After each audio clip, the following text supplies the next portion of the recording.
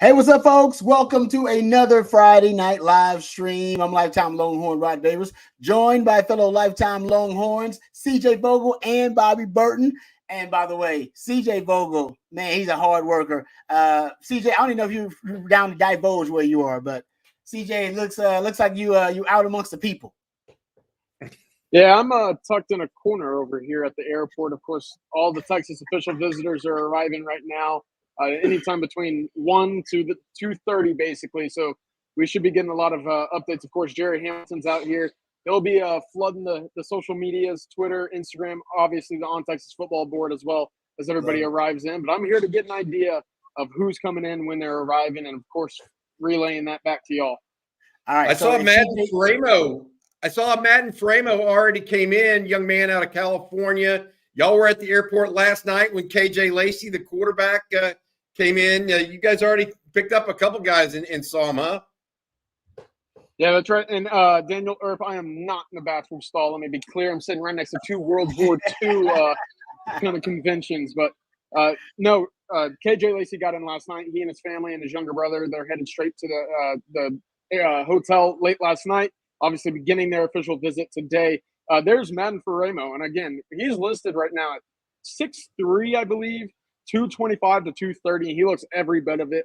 We watched his tape yesterday, and that's an impressive kid right there. They are going to go drop off their bags, go to lunch, and then head over to the facility around 3:30 or 4 this afternoon. So really impressive. He passes the eye test. I'll say that. Absolutely 100%. All right, big recruiting weekend, my man. So CJ ducks out for a second. Don't freak out, folks. He's got stuff he's got going on, man. He's multitasking right now, so we appreciate CJ's his effort. No question about that. All right, you got questions? Anything? Super chats? You know how that goes. They jump to the front of the line. You can interrupt the show at any time with the super chat. We'll answer as many questions as we can on the Friday night live stream. And I do believe I'm a radio guy, so I hate to tease, but I do believe we have a special guest coming on with us later on, Bobby. Is that one of the Longhorns 11 commitments, public commitments at this point. Lance Jackson, the defensive end athlete out of Texarkana Pleasant Grove, will be joining us for the live stream for a little bit. We're going to talk a little Longhorn recruiting with him, what he's been up to this summer, and then maybe ask him what he thinks about the official visit process now that he's been through it, and just to get a little feedback on what he thinks and go from there. He's been on the show before as well as his high school coach. So we appreciate him joining us again here on Texas Football. Man, God bless. This is what I love about the On Texas Football family we have here in this community. You guys are so considerate and thoughtful. Now, David Keith Williams. Let's start with this question from David Keith Williams in the chat here. He says, Bobby and Rod, and I'm throwing this out to CJ too. I recall hearing Jerry Hamilton comment about Coach Sarkisian likely not taking vacation this summer due to focusing on the upcoming season. Do you think this is a good idea? Guys, I actually think this is a smart question. It really is. It's about burnout. And we talk about that schedule for the college coaches being so intimidating and so really just so hectic now that it's actually pushing some coaches who have options to coach in the NFL or coach in college. They're just choosing the NFL. Like, hey, man, it's just an easier job these days. I just can focus on ball. There's a lot going on in college. And now Sark's been asked. I can't think of how many times I've heard Sark talk about the calendar. It's like his number one complaint right now about the current structure or lack thereof of college football, the current framework of it. Bobby, I'll throw it to you first because I think it's a great question by David Keith Williams. Very considerate too, because we all need a little vacation, man. Bobby, I think you just had a little vacation. I took a little when I worked in the mornings, but I took the afternoons off last week. Yeah. Look, I actually I was at the golf tournament for the Texas One Fund promotion about a month ago now, and that topic actually came up with Sark. I was like, Sark, what do you like to do? And he's talking about golfing and where he was going to go golf and all this other stuff. He says when he gets a chance, he just goes and golfs for a couple hours and gets his mind off of it a little bit. He doesn't. I'm not saying he doesn't appreciate vacations and all this other stuff. I didn't get into this long conversation with him, but I think I get the feeling that that's his way to take his mind off of things for a little bit. You know what I mean? And get recharged. I will say this as it relates to vacation. I think we all need them. Some people need them more than others. I mean, that's we're not all built the same. But I also think that he's able to get away a little bit more at odd times as opposed to the summer. Like I traditionally, I grew up in the summer. My parents would want to go on vacation in the summer, et cetera. That may not be the best time for college coaches to go on vacation. Now, a lot of college coaches will go on vacation starting next week. Next couple of weeks, they'll take a week off after the quiet period or the dead period start, whatever you want to call it, when kids can't take any more visits, and they'll go hang out. Maybe Kyle Flood goes to the Jersey Shore. Maybe Chris Jackson goes to Arizona or California, wherever he, kind of has an extra time and some ties to.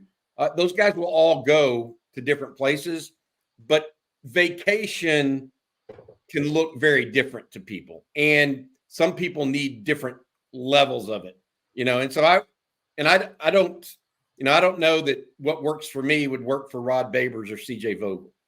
And so I think it's more important. I do think vacation is important, and recharging your batteries is important. I think Steve Sarkisian knows himself better than you, me, or David Williams would as far as what he needs, right? I mean, I do agree that vacation is important. What kind of vacation may be different for who you are. Yeah, I know a lot of ball coaches, and I would say more than half of them get anxious on vacation. The coaches that I know, they get anxious on vacation after probably about a week. It's at that point. So you're right about that. It depends on your energy levels and that kind of thing. Johnny says, "Who wants to check out on Texas to see who might commit?" Hey, does Jerry have any of these? Got any outstanding highs? Got any of those floating around? There's still a few. I'll let CJ comment on that. Yeah, there's a handful right now, and talking about checking out on Texas football on vacation. I mean, Coach Shipley out in the Bahamas working from vacation yesterday on the winning drive, so that was good to see out there. Of course, we'll see what's coming on this week. I expect a few more after this week. A couple guys keep a close eye on coming in. I believe James Simon and Aiden Anding are getting in the next 5 minutes, so I'll keep y'all updated on that as well. I love that K-Drag 4 says, Sark goes home to L'Oreal. That is vacation. Well said. L'Oreal getting a shout out in the chat. Love that. I'm sure that is sometime the case and sometime not the case. Hey, you know it is. Hey, I've been married 24 years.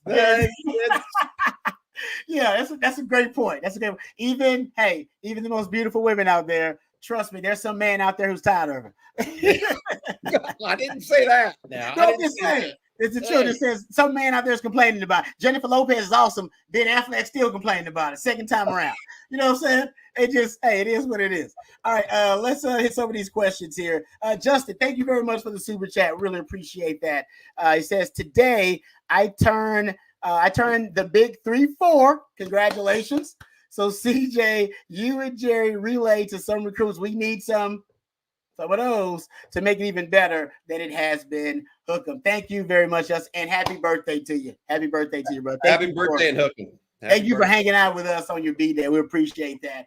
I mean, I think everybody's expecting some of those out of this. So silent commitments, is there a number on silent commitments? Do we have a number of what we think, how many of those we think Texas has right now? Here's what I've been told is there are roughly 5, but 4 that are more solid than the 5th.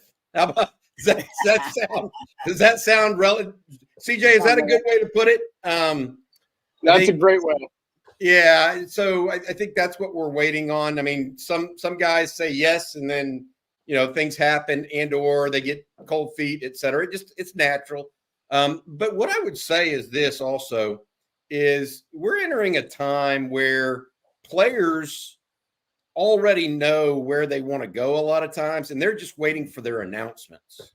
Yeah. Okay. Or they're waiting to even schedule their announcements or what have you.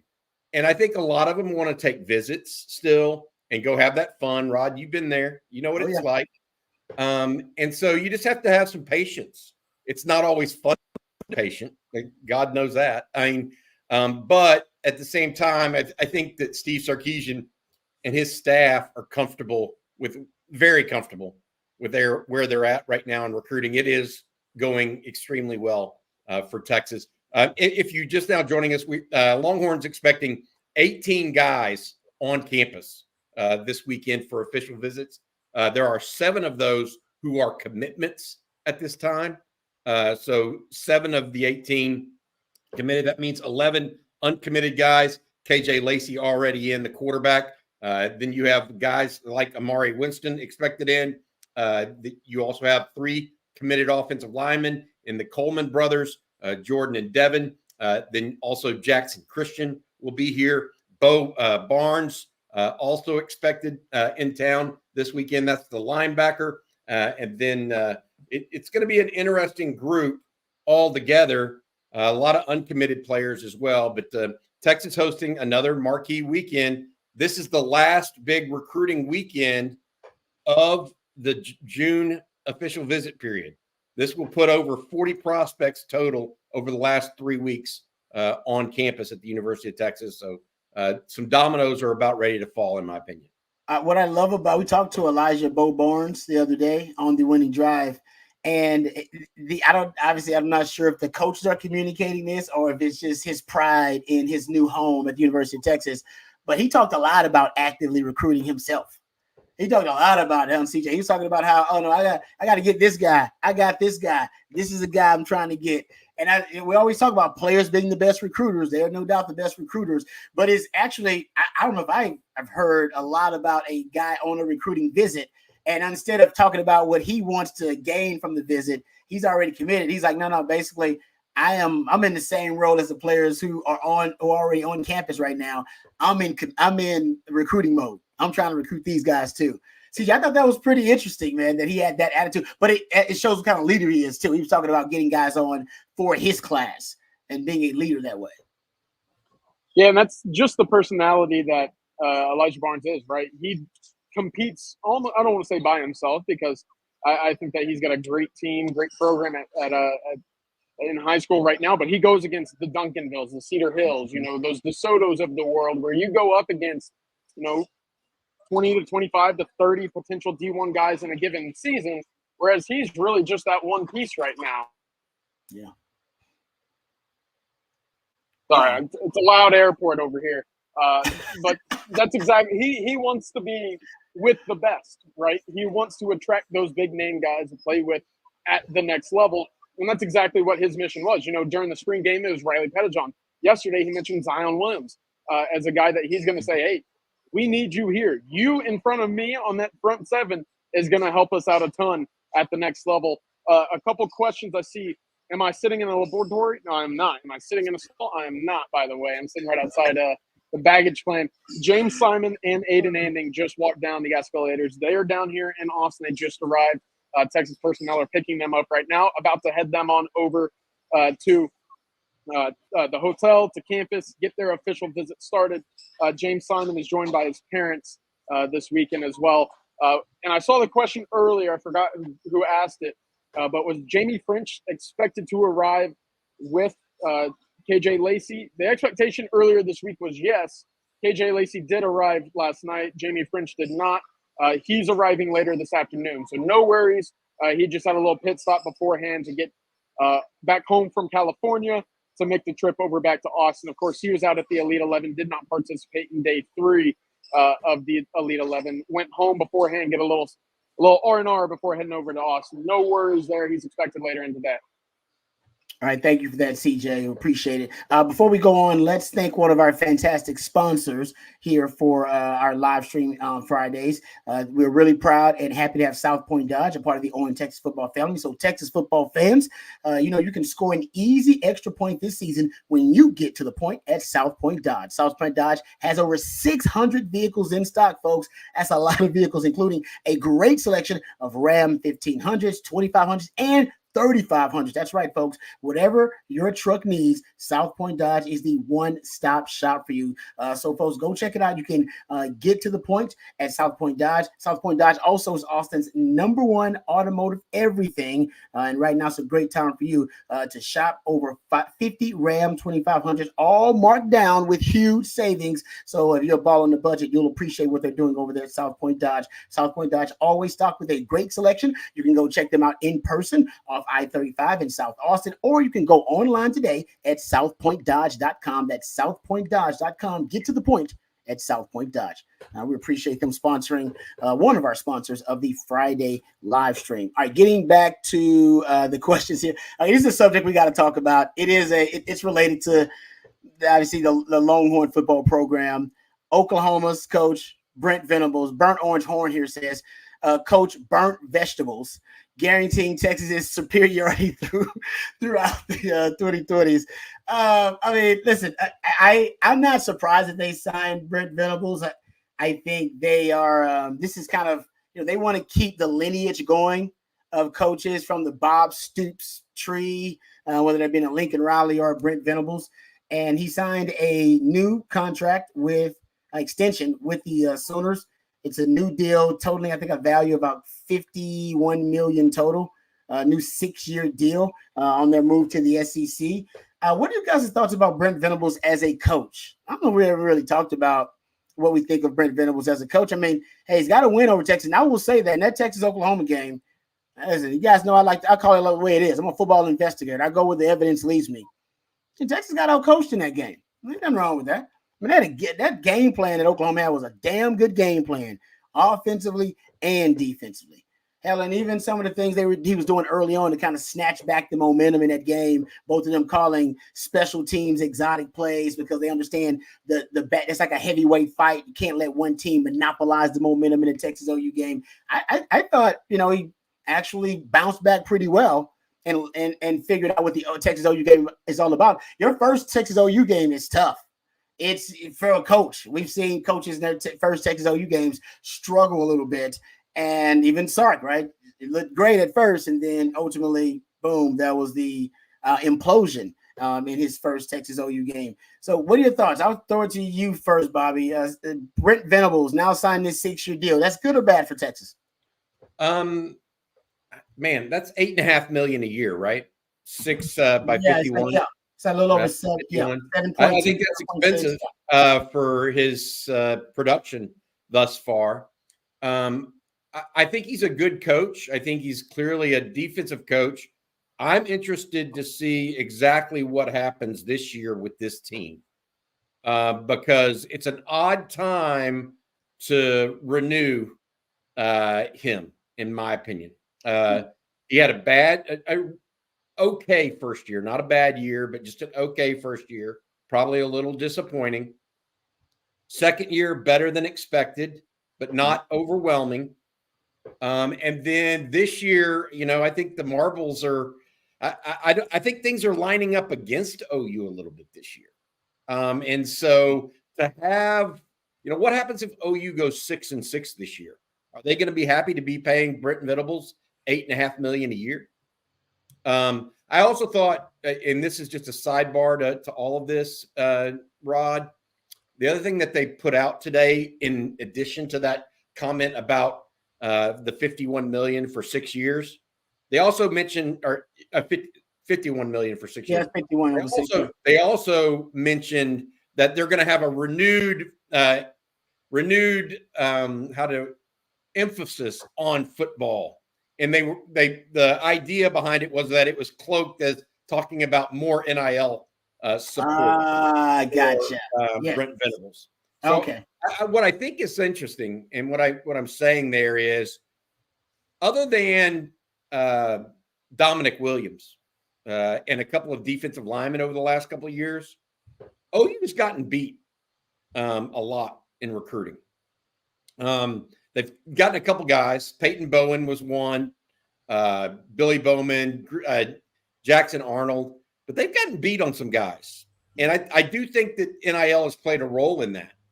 And so I think that this was the way for some OU bigwigs to kind of shade and provide cover for Brent Venables in two different ways. One, security in his job, because you talked about laying an egg.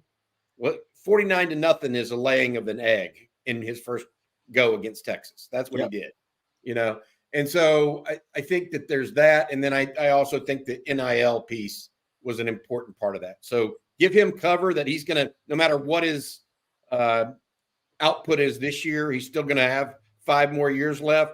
And then beyond that, I think it was a way for them to say, hey, we're going to try to be more competitive in NIL. CJ, your thoughts about Brent Venables as a coach? You think it's a good thing or a bad thing? He signs a 6-year deal for $51 million for Texas fans. Yeah, off the bat, I think it's. I thought it was a little early for a 6-year extension. You see 2 years. I understand. You see the progression. You see what you expected a Venables program to be. Obviously, it helps when you have Billy Bowman, Danny Stutzman. Some of those big names returning for 2024.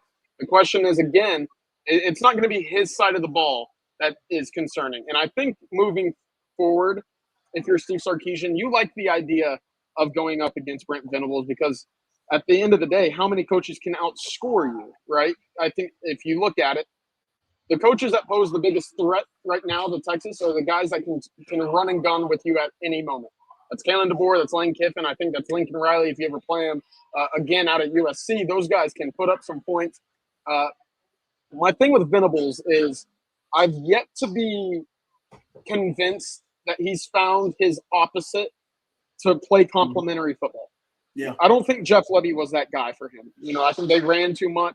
They were too quick with the way that they ran their offense. I don't think that necessarily complemented the way that he likes to play defense and the way that his offense is supposed to help it out in terms of time off the field for his defense to rest and kind of chew up some clock a little bit offensively. He likes that run and gun, that quick get down the field, score in 3 plays kind of way offense, but I don't think that suits what he wants to do, and especially with the way that SEC football is moving, with offenses scoring 40 points more than they ever have before.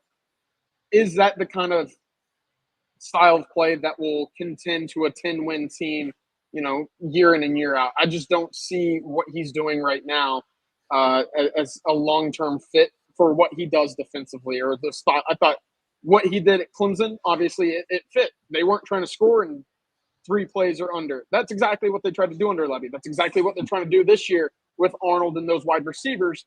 So I think that really the verdict's still out for what Venables will do. This is going to be a very important year because you won't have a 6-year quarterback leading the way with an offensive line that has multiple guys heading to the NFL after a year. So I think it is just a bit early for me to truly get on board with it being a great extension for Oklahoma. I love what you said about him not finding his counterpart, because I think Lincoln Riley's got the same issue, except not finding the defensive counterpart for him. He's struggled with that. It's interesting. Hey, Rod, real quick, I do think if I'm a Texas fan, I'm okay with him getting an extension. Like that doesn't bother me at all. It's not like they just locked in a great. I don't see him as the next great college football coach. Yeah, I'm with you, Bobby. I agree. Yeah, the thing that I would add, Seth Luttrell's the new offensive coordinator there, Rod. Mm-hmm. And to CJ's point, he is from the Mark Mangino tree. If y'all remember Mark, he was the head coach of Kansas, but before that, he was the offensive coordinator at OU that followed up. Mike Lee. Yeah. And so Seth Luttrell's got some Mark Mangino, Kevin Wilson ties. So he will run it a little bit more and be more consistent with the run, I think, to CJ's part. So I do think that they may fit better together going forward as a complementary. But I don't know if Seth Luttrell's as good as Mark Mangino was, right? I mean, I don't know, or Lincoln Riley or some of the other offensive coordinators that have been through there. Kevin Wilson, another one. So we'll see if he's as good as that. Obviously, Luttrell was the head coach at North Texas before going back to his alma mater at OU as an assistant. Man, don't forget about that. The first Kansas turnaround was the Mangino turnaround. Yep. He was a hell of a coach during that time period, man. It's tough to turn around Kansas anytime. Lance Leipold's doing a hell of a job, but we forget, man, that time he had Kansas one of the best football programs in the country, and had it rolling and brought in that offense, like you said, that air raid offense that he ran. But he was kind of a run-oriented version, of a run-centric version of that air raid. All right, good stuff there, guys. Get back to some of the. Hey, real quick, Rod. There's another point I wanted to bring up about this. Yeah. Casey, you're absolutely right. Mark Son is the offensive coordinator at Lake Travis. That's Tommy Mangino.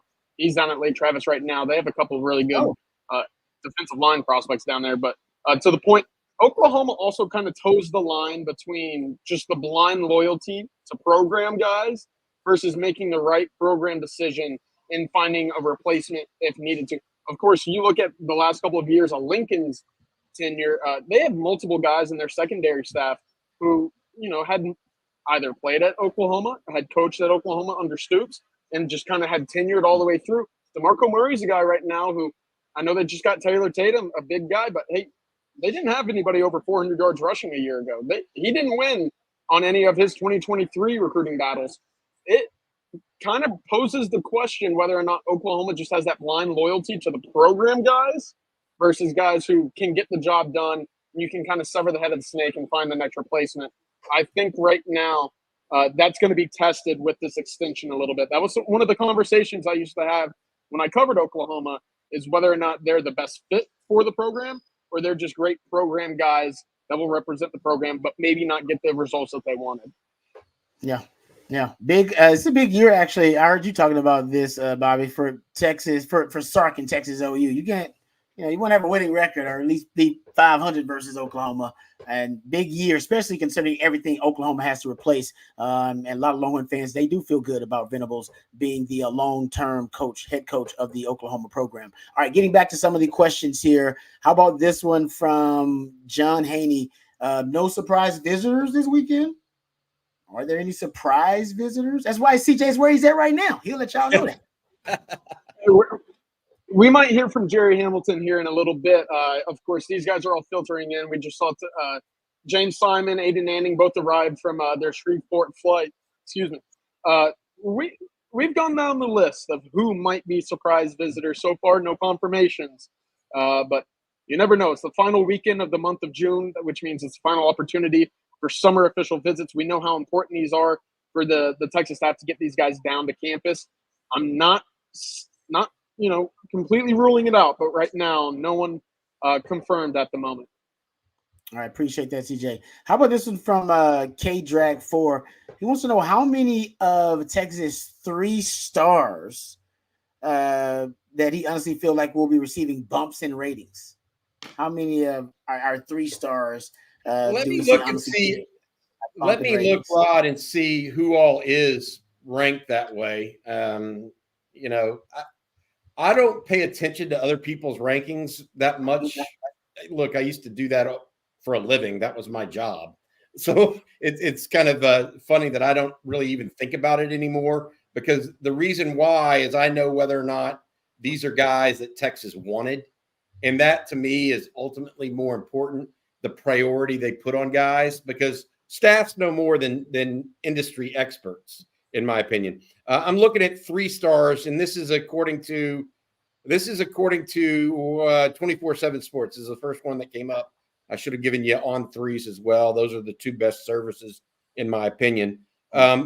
Jordan Coleman is currently a 3-star. Okay, so Jordan Coleman is 6'5", 350.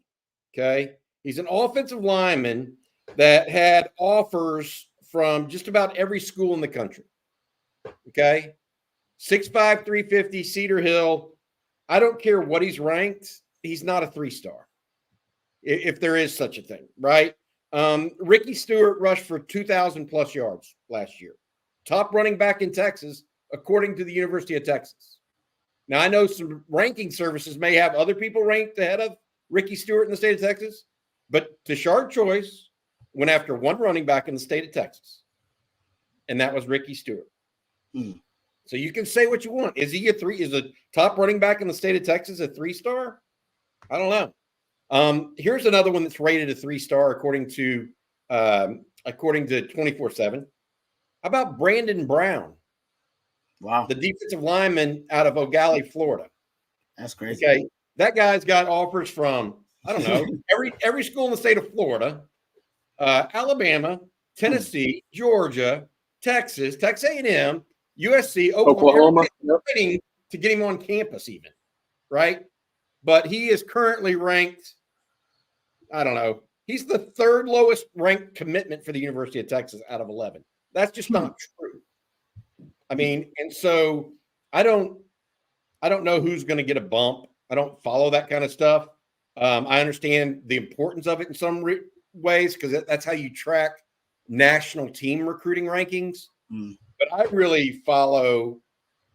Look, Caleb Chester is a 3-star. Okay, he's a 6'1", 170 corner that runs well enough and has long arms. I'll vouch for Caleb Chester. Yeah, I'll vouch for his exactly, and that's what I'm saying. And you just heard him talk on here, Rod. You talked with him, and you understand that he gets ball, you know. And he chose Texas over LSU, A&M, et cetera, et cetera. You know, that's not a 3-star. So Texas doesn't really recruit 3-stars. They just don't. Now they may end up being 3-stars because it is literally a beauty contest at that level, but I don't see it that way. Aiden Anding, let's go. Aiden Anding's a perfect example. This is a perfect example of your typical 3-star. He's all-state in football. He's all-state in basketball. This is not small school either. Ruston's the largest classification in the state of Louisiana. All-state in football, all-state in basketball, and he qualified for the state meet in track. That sounds like your typical 3-star to me. You're all state in 3 sports in high school. I mean, I'd argue that's not too bad. I mean, so I don't care where they're rated as much as some people do. I definitely understand people follow rankings and it's fun, but the truth be told, how schools and especially how Texas sees them has been proven out to be actually better than how some folks have been seeing Texas or viewing Texas of late. It used to be the opposite direction. Texas players were overranked, in my opinion. Of late, in the last 5 years, Texas players have been underranked, typically.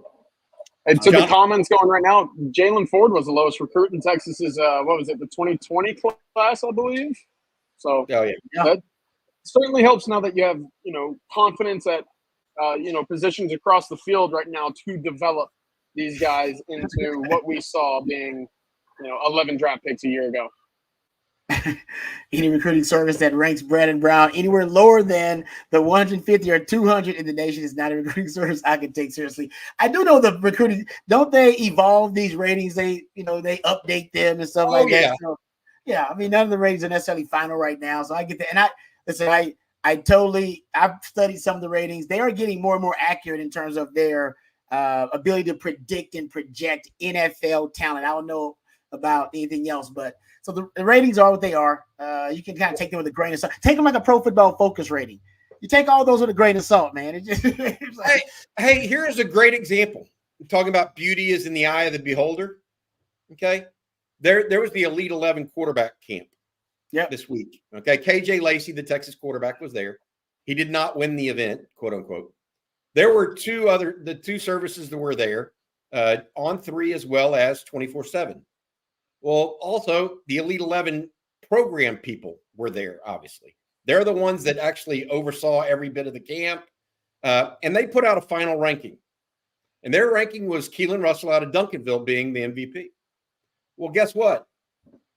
24/7 and On3 both had 2 other kids as the top guy at camp. Everybody was watching the same footage, looking at the same players on the same field, and all 3 of them came up with different winners.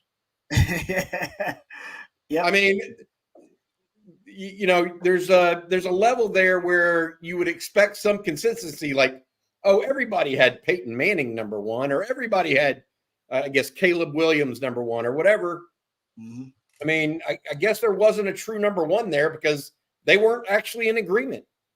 There's no agreement there. I mean, so, what have you? It's interesting to me how it has evolved. I do think it's evolved because they're paying closer attention, Rod, to hard data now more than ever. Yep. Speed on the track, consistency and production in high school. And those things matter, but I think it's far from perfect no matter what you do. Hey, the NFL is a $17 billion a year business, and they can't get it right either. A third of all the rosters are undrafted free agents, people. So that's just it's a real tough thing to do, to be able to project talent. All right, getting back. Oh, you know what? Before we do that, before we get back to the questions here, let me thank one of our sponsors once again. Really excited, of course, about Flat Creek Estate being a part of the On Texas football family. Got a chance to visit Flat Creek Estate, and it is a gorgeous venue, folks. So if you are in the mood for those little vacation, little getaway, or maybe great date night, it is a fantastic place. Trust me on that. If you also like great wine, it's also home of one of the most awarded wines in Texas, and that actually is their Super Texan wine. That's right, folks. Flat Creek Estate, just minutes away from downtown Austin, and they've won award after award for their vintage wine, Super Texan. It's one of my favorites. My wife enjoys it as well. It's now available at your local Specs, so give it a try. Of course, Flat Creek is also a gorgeous venue for barbecues and wine tastings every single weekend. It's a perfect for the day date with your significant other, or just a weekend getaway with your significant other. Go check them out online at flatcreekestate.com. That's flatcreekestate.com, or you can visit them. Trust me, on your own, it is worth the trip, and it's a short trip out to Flat Creek Estate to enjoy some of their great wine and that beautiful venue. Thank you very much to Flat Creek Estate Winery. I had some of that Super Texan last night, Rod. It's good. It's good. Yeah, It is, man. And I would recommend also, just throwing it out there, their rosé is fantastic during the summer when it's hot. You want something a little lighter. Me and wifey, we are basically, the rosé and the Super Texan are our two top choices. And we There you go. It's great. There you go. All right, let's get back to the questions here, gentlemen. In context, I want to say sorry if you guys covered this earlier. Missed this morning, but Guillory decommit, is that a big hurt? The Racine Guillory decommitment. At this point in the cycle, probably not. No, it probably not at this point in the cycle. I asked Racine if he had contacted Diabell after the commitment. He said no. Obviously, it felt like the writing was on the wall in that recruitment just a little bit. Tweeted out about a month ago, top 7 is coming. It was like, wait a minute, you're committed, right? And then what was it? 1:30 in the morning 2 nights ago, he tweets out, who can make a commitment graphic? Also a bit surprising considering, again, he was committed at the time. I think this is one where 2 factors are at play. One, Texas has continued to recruit the 2026 running back position regardless of the commitment. That's Tredarian Ball, that's KJ Edwards, Javian Osborne. I mean, there's a number of really talented in-state 2026 running backs that Texas is offered after right now. Keelan Chavies is another one from Hutto, one right down the road. Isaiah Young now down at San Marcos. A lot of really talented running backs in the state of Texas.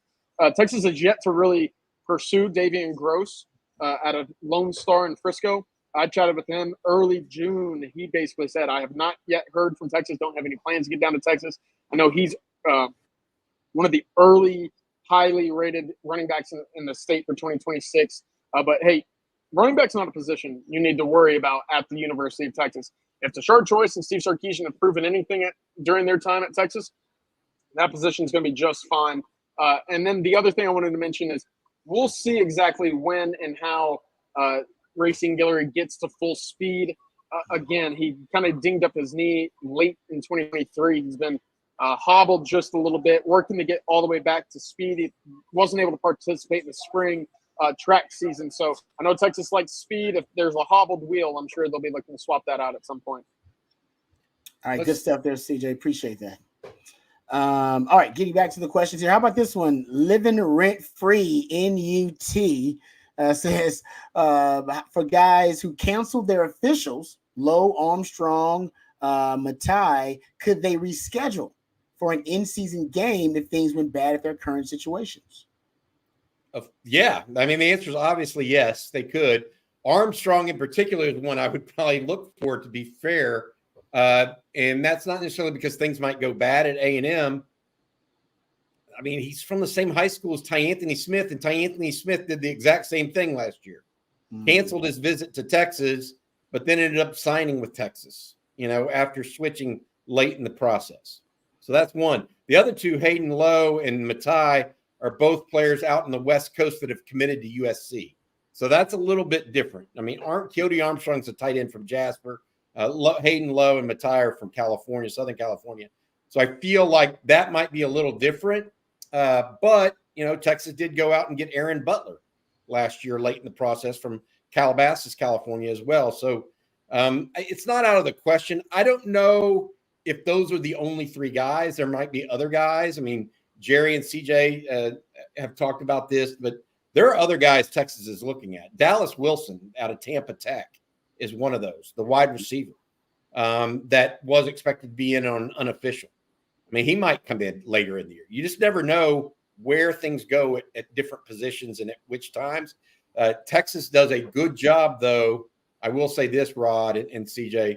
I think they do a very good job of being thorough and staying on the elite guys. So if there is an opening and they sense an opening or get a feel for an opening, they will try to pry it open. They did that with Xavier Filsaime last year, too.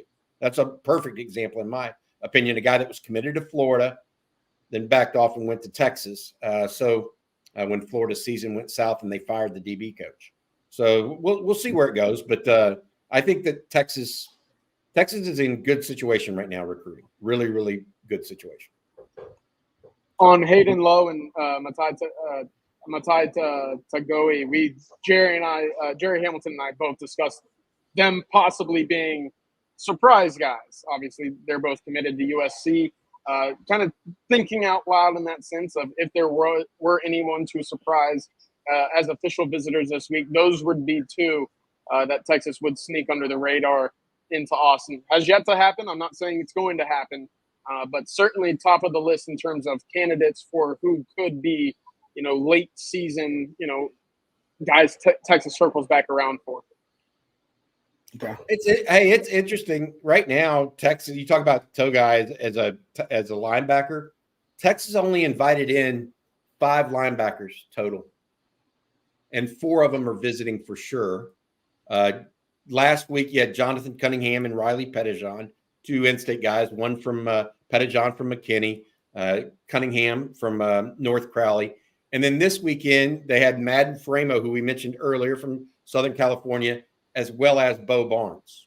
So Johnny Nansen, he's not going very far down the list for his guys. I mean, you want to get 2 to 3, maybe sign 3, and you're only bringing in 4 for official visits. You're pretty confident coach right now in your recruitment and your recruiting. Those numbers typically don't work, but I feel like he thinks he's got a chance. So we'll see how that goes.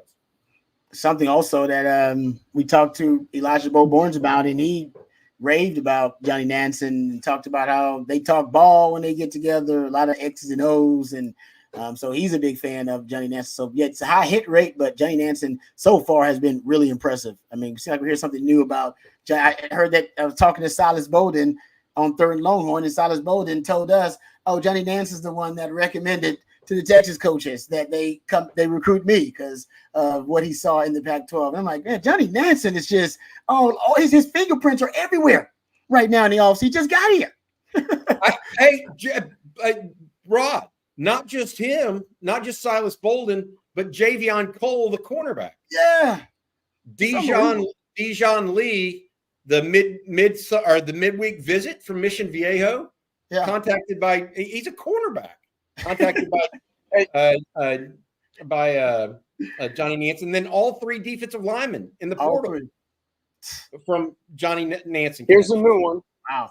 Here's a new one, and I've yet to really confirm it. However, Johnny Nansen was at UCLA a couple years ago when there was a very special softball pitcher, all AP #1 pitcher in the world. Well, her younger brother just arrived at the Austin airport a few minutes ago. That's Manfaremo. His older sister was an AP first team All-American pitcher a few years ago at UCLA. Guess who was on staff at UCLA as well? Johnny Nansen. So I would think someone was in his ear a little bit about, little brother's got some football talent. Of course, he arrived just now. Also, by the way, Devin Williams, the Auburn commit out of Buford, Georgia, just arrived as well. So Texas is starting to get these guys filing in as the day continues. Oh, nice little nugget there, CJ. Yeah, we can make if we end up making that connection and confirming it. Oh, we got to get Johnny Nansen some kind of off-season award, man, for his impact early on. All right, getting back to the questions here, guys. I don't know if I don't know if I get this name right or right. Chase says or asks, I should say, are we already out on Davian Gross out of Lone Star High? Did I get the name correct? Is that the? Yeah, that's the running back you were talking about earlier, right, CJ? Yeah, that's the guy at Frisco Lone Star. Again, I talked to him early June. He told me he didn't have any plans to visit Texas for the month of June. Said he hopes communication, increases down the road. Hopes to get down to see the campus, but so far, no plans. Again, I think Texas likes Javian Osborne, Tredarian Ball, KJ Edwards. Those are probably the guys I would, look to see some movement from in the class of 2026. Hey, speaking of Johnny Nansen, this is a question I think is related. Brandon Huey asks, Bobby, why are kids from the poly community apt to go to schools like Notre Dame, SC, or BYU? How can Texas overcome that? Well, I Notre Dame and BYU are religious affiliations. There is a huge Jesus Christ of Latter-day Saints connection in the Polynesian community, period. Okay. So that's one of them. That's one of the reasons why you'll also see a big influx in the state of Utah that have moved there because of that. So that's one. Notre Dame, again, religious, very family oriented, et cetera. At least it's supposed to be, right? SC is more proximity, and that's where guys like Troy Polamalu went. That's one of the hero. That's one of the hero, Junior Seau. Yep, those are the guys, right? That if you think of the first Polynesians ever that were tremendous players, those are probably two of the names. And so those are the three. But it's changed. I think things have changed. We know that there's a situation where, and Dwayne Aquina, who is Polynesian, by the way, you know that, Roddy's from Hawaii originally. He told me this long ago. I was like, why doesn't Texas do more in the state of Hawaii or with the Polynesian community? He told me that, look, you have to really have the culture around them to attract them in large numbers. You might get one or two, but if you really want to do it, you got to do it right. You got to surround them, and there has to be a community there for them. So when Texas goes out and gets Leonga Lafau or Jermaine Lole or Tia Savea, like they had when they had Junior Angilau as well, those sorts of numbers start adding up, and it kind of builds on itself. So that's what Dwayne told me personally. This is 15 years ago when I asked him this question, because he could have went back to Hawaii and recruited any number of players because that's where he was from originally. And he said, look, it's a little different. He said, we did it in Arizona successfully. And they did. But that's one of the reasons in my opinion. No, it's good stuff there. Appreciate the question there. All right. Getting back to, we got a couple other questions, I think, here. Garrick Howe, 5-star, wants to know, who are the 2025 kicker punter targets in this recruiting cycle? Oh, man, you're getting deep into the weeds in recruiting. I don't even know if we've done research on kicker punter targets in the 2025 class. There's one name for the punting spot. That's Brian B.J. Mays out of Humble Summer Creek. He was on campus for the specialist camp earlier in June. Actually was named MVP from the punting section. Says he's been in contact with Jeff Banks pretty often throughout the summer. Also, the next day went down to College Station and won the MVP of the Texas A&M specialist camp. So got a big leg on him. I'm not sure if an offer's in store. I'm not sure right now if that's the guy. But he's probably the one right now I would keep the closest eye on based off of my communication with him and some conversations that he's had with Jeff Banks. So he's probably the one guy I would look at from the kicker punter spot at the moment. Hey, Rod, I think we may be getting our guest in here in a second. Lance Jackson will be joining us, we believe. But before we do that, I want to say thank you to one of our sponsors. That's Laura Baker at Andy Allen, of the Andy Allen team at Keller Williams Realty. She's got 2 open houses for folks in Austin this week. One over in Southwest Austin on Saturday from 1 to 3. 8332 La Plata Loop. Make sure you check that out if you get a chance as well and get that going. And then on Sunday over in West Austin, she also has one 4209 House of York. Laura Baker with Keller Williams and the Andy Allen team. Make sure you say we said hi if you drop by and see one of those open houses in Austin and looking around. All right, let's welcome him in. Rod, you ready? Oh, we are pleased to be joined by one of the Longhorn commits in this 2025 class, Lance Jackson out of Texarkana. What's going on, Lance? Hookem. Thank you for joining us, brother. Yes, sir. I appreciate it. Okay, my first question, Lance, is exactly what size are you now? Because apparently you just keep growing every time people see you. And did you have a growth spurt or several, or are you always been kind of gradually trending toward being this large? I've always been pretty big. Just my weight fluctuates a bunch. I can kind of do whatever I want with it. So like during the season, I can lose like 10 pounds in a week. It's crazy. So it's really just whatever I want to do at the time. So I ended the season at 235, I think. Started at 245, and now I'm up to 270. So I'm 6'6", 270 right now. But I'll probably play around 260, 255, somewhere around there, trying to just cut a bunch of fat right now and get more lean. Lance, I don't know how many people in the chat heard you say that and just groaned at being able to lose 10 pounds as effortlessly as that. But first off, thanks for joining us again. Before we get into anything football, I want to ask you, because I know you're a big baseball guy. We talked about this the other day after your official visit. Tell us how the season went. I know you're still pumping, mid-90s on the hill. How'd that go down this year? The season went pretty good. My season got ended early from a injury at the Under Armour camp, but we made it into the 4th round, lost out, and then another team in our district was able to win state.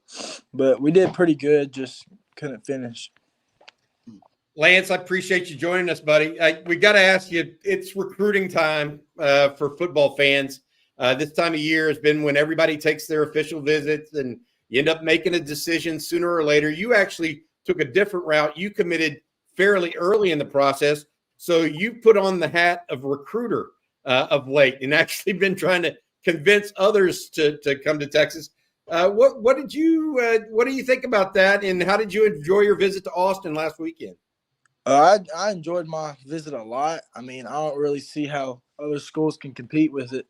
I mean, I don't know because I don't go to other visits, but I mean, it's just crazy how much opportunities everybody can get. And then on the recruiting side, I had a good relationship over on the visit with Nick Brooks and Marco Jones mainly, and then also Smith Orogbo because we had like the same co-host. So yeah, it was cool talking with them and getting a better relationship with them. And obviously Valley Pettijon too. Who was your host on your visit? My host was Barron, but then I also with Zena co-hosted me and Smith.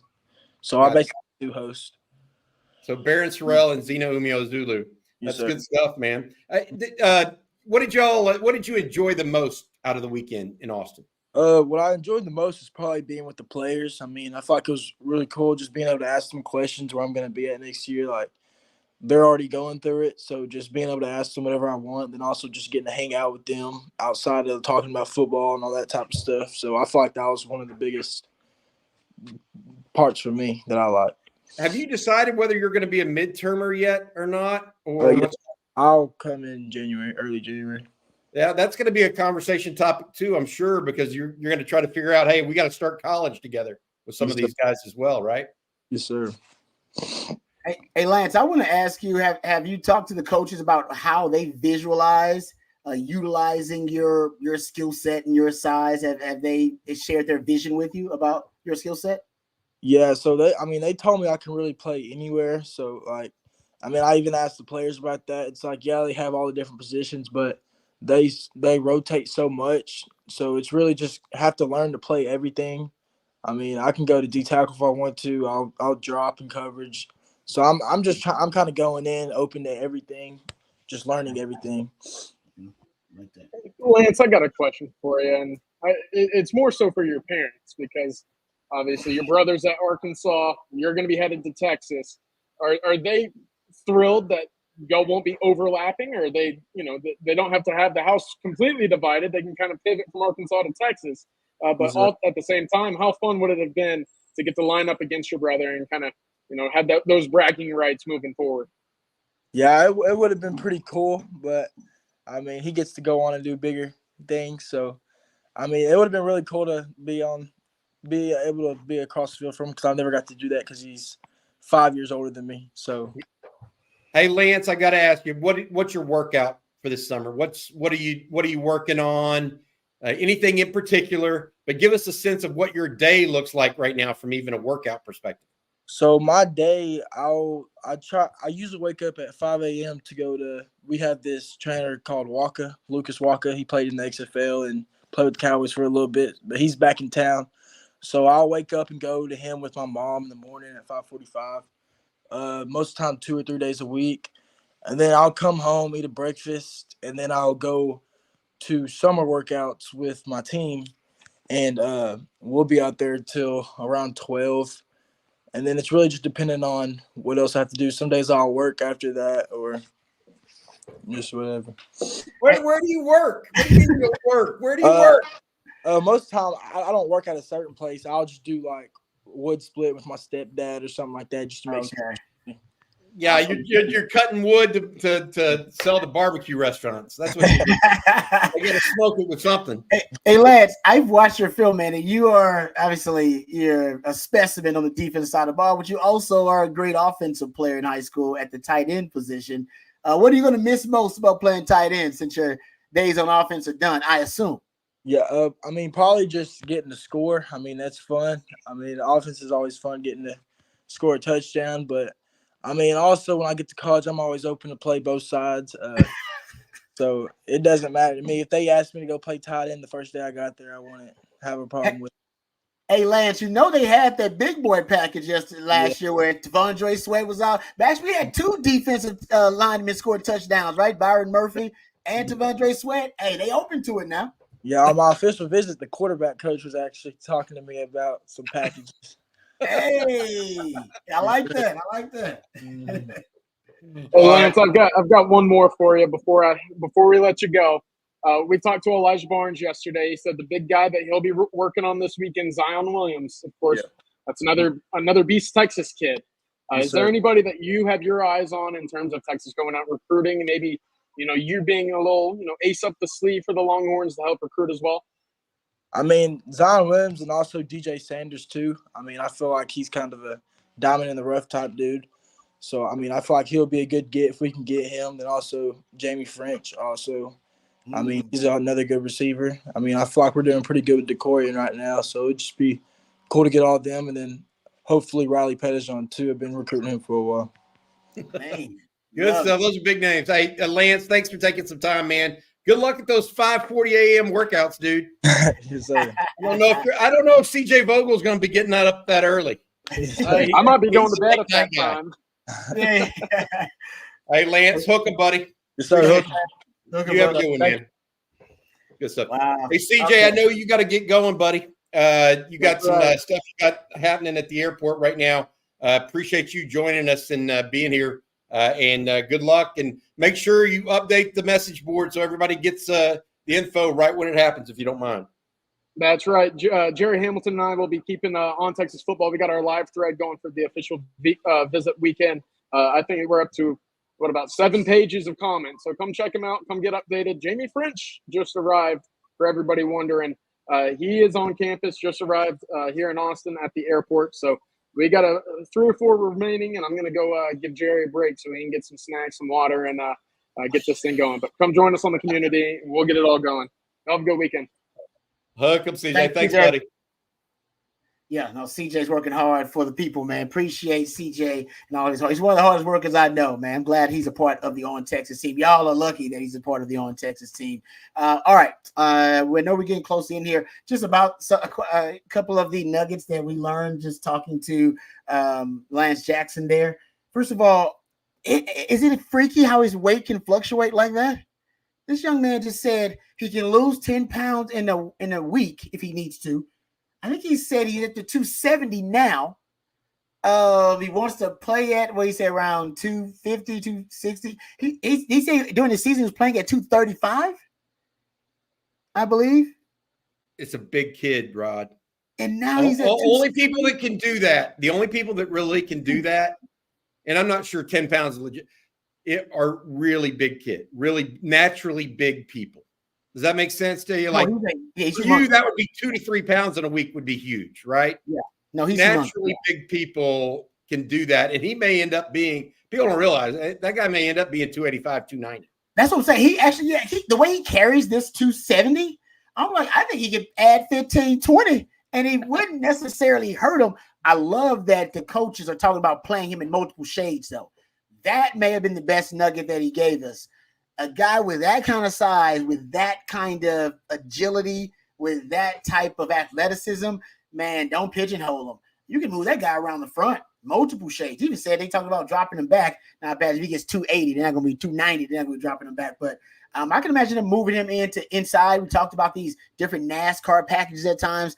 That's a guy that can play outside, but I think you made to move him inside. I always figured Alfred Collins was one of those guys, too, that should have been able to move around the front, play multiple shades. So I'm glad that's something that they're at least entertaining with this. Yeah, I love it, too, because it gives your defense versatility. Yep. I mean, if you could play the guy at edge on first down and then move him into tackle or inside on third down or second down, it just gives you, especially when offenses try to go fast on you. That's another thing. Yes. I mean, it's easier to take one guy off and add a DB, right? As opposed to run a defensive lineman on and a defensive lineman off. That's one of the things that some coaches talk about nowadays. They don't want to run lineman for lineman because the snap, could be. Good point. Yeah, you wear them out. No doubt. Now that they've delayed the snap, it's a little bit different, but still, it's something to consider. All right. Now we got a couple more questions. I know we're getting close to the end of the live stream here, so I'll try to get in as many questions as we can. Justin wants to know, and I'm not sure about this either. When does training camp start? I'll admit, Justin, I haven't done the research on that one. I don't know that they've come up with the exact date yet. Okay. Nobody's told me. It's either late July. They usually report officially late July, begin practice first week of August. Now, I think, what is it, 25 days before the first game? It's late July, early August is when they actually report. Okay. All we know is it's going to be hot. It's going to be real hot. That's what we know, guys. Well, hey, I will say this. From another difference between when you were around, Rod, and today is the coaches can work with players on the field now. Yeah, in the offseason. So in reality, in some ways, training camp has already started. Great point. Like, coaches are already working with players on a weekly basis and daily basis. Now, the pads can't come on, which is what I assumed you meant by training camp. Mm-hmm. The pads can't come on until late July, early August. Yeah, no, but that's a great. I forgot all about that. But man, I can't imagine how Coach Akina would be if he actually could have worked with us in the offseason. Those have been some pretty intense off seasons, man, with Coach Akina. Jay Lee says, I feel like Jerry alluded to it, if not outright said it this morning. But are we completely out on Keati Armstrong? Well, he's not visiting this weekend. And so there was a time when they were completely out on others. I'll just put it that way. So let's see if that sticks long term. The commitment is just relatively fresh, 1 week old to A&M. So we'll see. Texas certainly has prioritized, though. I will add this. They prioritized Nick Townsend, who's coming in with, I think, his mother, father, brother, and sister. Stud. From spring. Stud. You liked him? Oh, love him, man. Yeah, you see the same thing I do. He's a big kid, big physical kid that can run, that not only can he run and play through contact and still stay balanced. Yeah, I agree with you. Right, I talk about Nick Townsend is one of the top 10 players in the state of Texas, regardless of position. Like he doesn't play a premium position, right? He's a tight end. So if you're doing a draft of all the top players in the country, there's not going to be a tight end that goes to the top 10. You start talking about the best football players, though, it's a different conversation, right? And that's where I come out with Nick Townsend. Yeah, no doubt about it. Good stuff there. All right. I know before we get out of here, you probably want to give the folks recruiting nuggets and let them know exactly what we got on Texas football coming up this weekend, because we are loaded. We got you covered. Yeah, absolutely. I think CJ and Rod are going to do another video this afternoon after everybody gets into town to keep everybody updated, make sure they know what's going on. Also, check out ontexasfootball.com. Right now, we have a special $20 off an annual subscription. If you use the promo code OTFOG, that's promo code OTFOG, and you get it for $39.95 a year, usually $59.95 a year. But for those people that listen on here, they get a $20 off subscription to ontexasfootball.com. Also, Rod, we've got conversations tomorrow with Blake Lawrence, the head of Open Doors, which is singular force in NIL in some respects, the number one provider of that to Texas athletes. So I talked with the CEO of that company, as well as recruiting updates galore all weekend. You and CJ, I think, are also previewing the third game of the year. Yeah. So you guys are doing that as well this weekend. So we got a lot of stuff in store for folks. Hopefully we have some commitments too. And look out for those too. There'll be anytime you see some of those from Jerry. All right, well, thank you very much to you guys for all of your participation on the show today on the live stream. Thank you to Matthew behind the scenes, who always does a great job. He's a real MVP. Thank you to CJ working hard. I mean, CJ was here tucked in a corner at the airport, probably looked suspicious to a lot of folks, but he put in work, and we appreciate CJ, appreciate Jerry working hard as well, and all of our sponsors. Of course, we couldn't do it without them. Couldn't do it without Flat Creek Estate Winery, South Point Dodge. They've been great for us, as well as Laura Baker. Fantastic. One of our sponsors, so we appreciate her, usually sponsoring Football Theory, so I love me some Laura Baker as well. So folks, remember, stay tuned to On Texas Football, on texasfootball.com. We got you covered with everything, all of the ins and outs when it comes to your recruiting nuggets from the weekend. And until next time, for Bobby Burton, for my man CJ Vogel, for Matthew behind the scenes, I'm Rod Babers, and hook 'em horns. Hook 'em.